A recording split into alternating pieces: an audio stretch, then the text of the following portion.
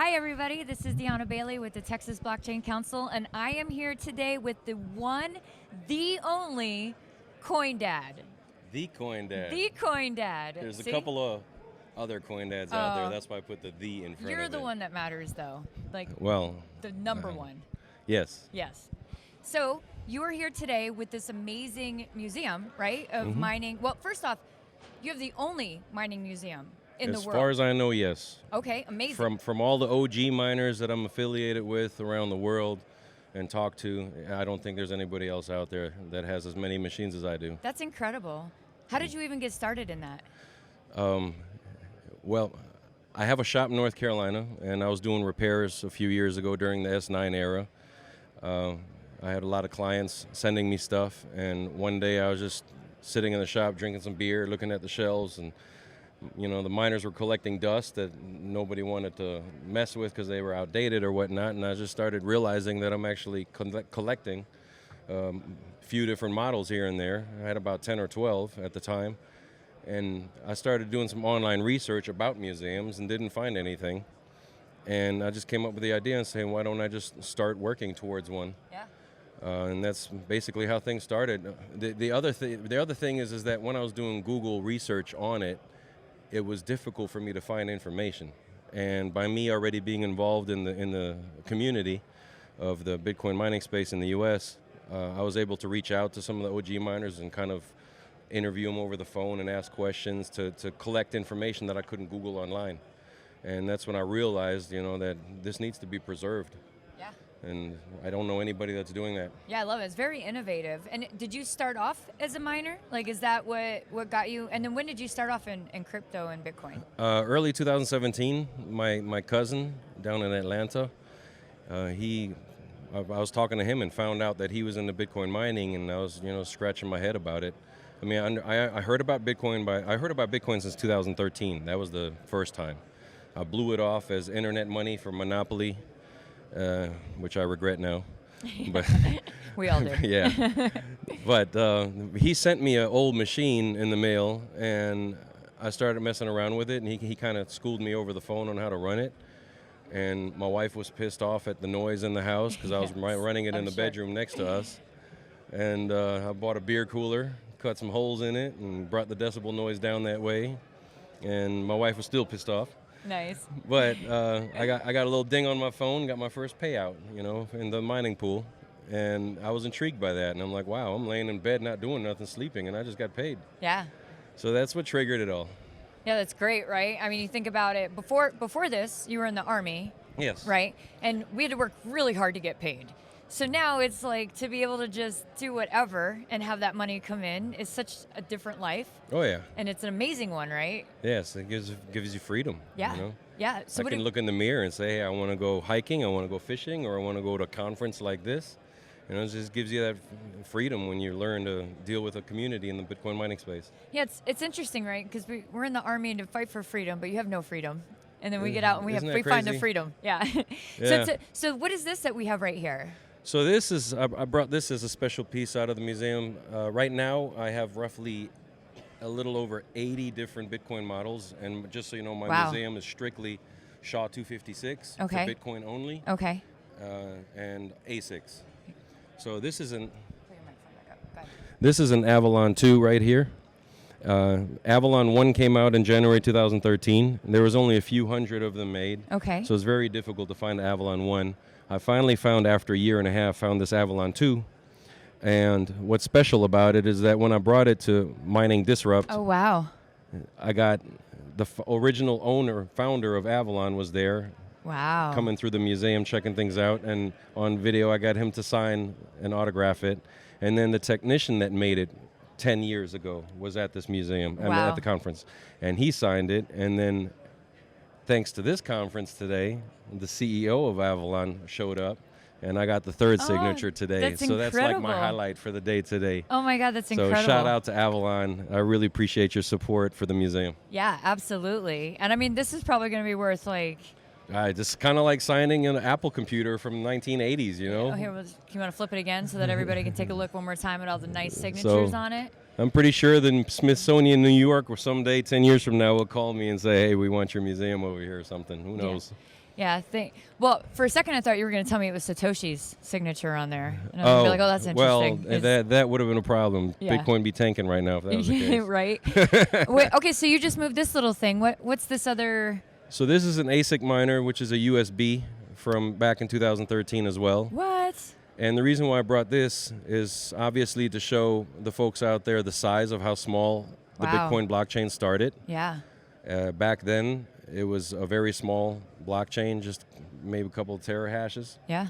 And the cool thing is that the evolution of Fix 256 in the last 10 years has evolved so fast and dramatically that now, 10 years later, the S19 that we have in today's market, you would need 423,000 of these Holy to equal cow. one machine today. It's like 500,000.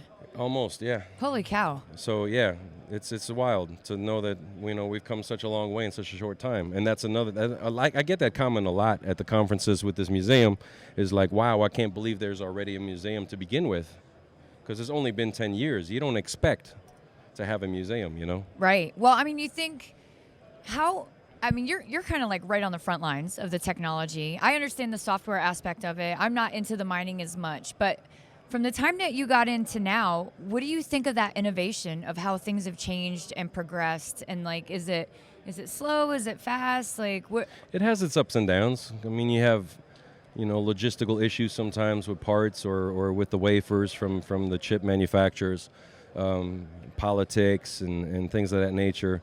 It's ever evolving, obviously, but we're moving forward. Yeah. Well, I mean, you talked about politics, right? And obviously we know one of the things hurting right now is the fact that everybody thinks it takes so much energy in order to make Bitcoin possible. And I've heard you comment a couple of things since we've been here at the conference on that. But, I mean, what's your take on that? Do you really think we're burning that much energy on Bitcoin? We're using energy, but we're using energy for the most part that the regular world would not be using. Yeah. We're using sources that natural gas out in sites that would have never been sold or used. And it's innovating. What you're saying is we are taking energy that's not being used. We're taking energy that's just kind of out there and more or less not contributing to anything in society, and we're utilizing that energy to actually propel this industry. Correct. Yeah. Well, And that's it balances fantastic. the grid. And the other beauty about it is that Bitcoin mining and the software involved is the only asset in the world that you can go in within seconds and put everything to sleep, and you can put that power back on the grid to balance the grid during emergencies with hurricanes and heat waves Yeah. and polar vortex or whatever everybody calls it nowadays. I mean, we've seen that several times in Texas already, Yeah. right? Like, I mean, last year the big freeze was Yeah, a I really think big like Riot deal. Blockchain was, gave almost half a gigawatt or Yeah. whatever back to the grid Yeah, and during listen, that time and helped out. this summer I really appreciated it because it got really hot, and I I believe was it. like, I was turning my air conditioning up. I'm like, I don't want to blow it, and I'm like, all right, Bitcoin, give us back the power, like feed it back to us. Luckily, we didn't lose any power, so it was nice. So I consider that like in a way an emergency battery pack. The miners are using power when they need it to be used, and they can give it back whenever it needs to be Yeah. put back into the system. I mean, that's nice. And if you compare that to like data centers like Facebook, Right. for where I'm from in North Carolina, there's a $500 million data center for Facebook, Right. and they use a bunch of power too Yeah. to hold trillions of selfies. Oh. Do we There you really go. need that much power used just to hold trillions of Yeah. selfies? Well, now versus a financial system that that's decentralized. You have a big movement in AI right now too, and all of that takes computing power. So essentially, you've got all of these other industries out there that are utilizing power, but really, Bitcoin is the one that figured out how to give it back when it's needed. Because I don't know if the other ones do that. No, they Like don't. I've never heard of a data center giving back the power. A data center, I've heard they have, but Okay. the problem with it is that it's not as easy as just calling them up and saying, okay, cut your software off, because there's a process that they had to do it through Yeah, that took a okay. while Yeah, for that them makes to sense. do it. That makes sense. But it didn't really take off because it was not efficient. Yeah.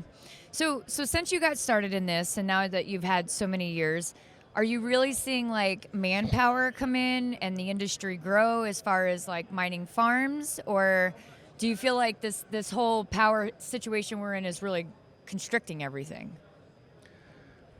I guess that's a regional thing. Okay.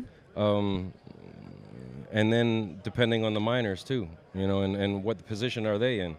Are they going through all this leverage stuff with, lending or whatever, or are they coming in with capital and coming in at the right time? I believe bear markets is the time to build, because that's when you have, the cheap miners, the cheap sites and stuff like that. And then prepare yourself for the bull run. Yeah. But trying to build in the bull run is I don't know, it can bite you in the butt. Yeah, it's tough, right? It's like a fine line. I mean, the bear market kind of wipes out the bad actors, or the people who didn't really figure it out. Yeah. And then you kind of get that slow progression going up. And most of the time when mainstream jumps in, they're like, we're already halfway up or almost there before everybody catches on that this is the time. Yeah. So I agree. I think the bear market is the exact time.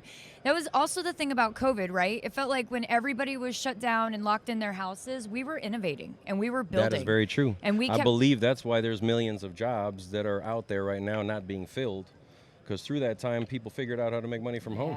Yeah, exactly. Why go back to your cubicle job or construction job if you make them more sitting at home and you figured it out because you were forced to, basically. Yeah, I agree. Since I've retired out of the Army, I have not worked in an office at all. I've worked from home the entire time. Yeah, right? We're like, no more cubicle. Hey, except this one.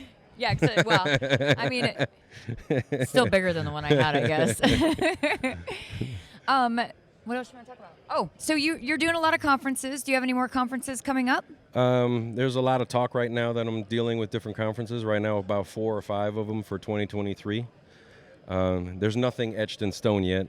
I'm still looking for sponsorship for a lot of that stuff. So we'll see. I think Miami, the Mining Disrupt Conference in Miami. Okay. And B23 in Miami Beach. I'm in talks with them right now. Nice. And then Charleston, South Carolina, the blockchain conference down there. Nice. And most likely this one as well. So we'll see. That's good. That's a good little circuit there. I'm looking forward to the ones in Miami, because that one I'll be bringing the whole museum. Oh, really? The one that's here now, I close. brought about half of my miners. Do you take it on a plane? No way, never. No, you got to drive. Yeah, I drove 3 days to come because over they probably here. lose it, and then you're like, where'd all my stuff go? I would never give it to a UPS driver. It's got 3 signatures on it. There's no way to replace that if they screw it up. Yeah, that's a good point. So yeah, makes I gotta sense. deal with my military mind with security for the whole travel there and back. So if you're a sponsor out there and you're interested in sponsoring the CoinDad's endeavors, please make sure to look him up. What's some of your social media? The CoinDad on Twitter and on Telegram. TheCoindad.com is my company, where I do a lot of consulting, deployments, miner sales through the bull run, really, not now. Then BitcoinMiningMuseum.com is for the miners. Nice. So I got 2 different websites. When you go on to the mining museum, do you get to see some of the stuff? I have or is every it single miner documented with the data and even a rarity level of how I find how difficult it was for me to find it. So I have very rare, rare, semi-rare, Nice. common, nice? to kind of just level each miner out. And yeah, you can see over 80 different miners on the website right now. And I'm still growing with that. I'm trying to get to 100 by next year. Yeah, good for you. So if you're a miner and you have something you think that you want to... I still need the Avalon 1, the Cointerra. There you go. There's several miners that I don't have in my collection yet. And I'll give you credit on the website and pay for shipping. Perfect. So anything else you want to cover while we're here? No, I just want to let people know that this is an exciting space. I love coming to conferences because it's a neutral zone. Everybody's here for literally one thing, Bitcoin. That's what brings us all together. That's right. Fat, skinny, black, white, tall, whatever. It doesn't matter. All are welcomed. Yes. Yep, I love it. I love the vibes at every conference. I do too. I've never really been to a bad conference yet. No? And I've been to around quite the world. A few of them, yeah. No, I know. You've done so much stuff. I love your stories are fascinating. Thank you. Yeah, 5 lives. This is 5 lives, guy. Are you trying to call out a book title already? Yeah. I'm just throwing it in there. If you happen to, want to do it, this could be your spot. That could be for another interview. It could one be. of those lives, or whatever. Each of the lives. Well, great. Thank you so much, The CoinDad, for joining us for this interview. Thank you so much. And I hope you enjoy the rest of the conference. It was great talking. I appreciate your time. Thank you. Thank you. I'm Lee Bratcher, the president of the Texas Blockchain Council. Thank you to everyone who came out to this year's summit, helping us make it the best one yet. Now more than ever, we need professional industry associations like the TBC to help craft effective policy instead of the CEOs of centralized exchanges roaming the halls of various state capitals or in DC. Texas is quickly becoming the center of the universe for Bitcoin, blockchain, and digital assets. If you want to be part of the future that we are crafting here in Texas, join the TBC today.